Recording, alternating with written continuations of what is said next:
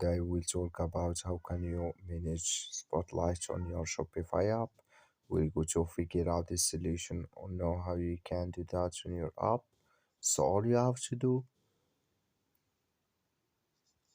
just go down, click in this sign down here. So then when you click on it, it's going to show for you a list like this. And you go down here, click here on online store. You just click on online store here. So then it's going to take you to this list. Come to Spotlight and you click on edit. So then you come to this list here. Just switching to open video. So it's going to open video here to Spotlight. Just switching to open video in this list here. So it's going to take a time to open video. You have just switch in here. So and you click here on theme settings. Just swipe it like in up and you come here.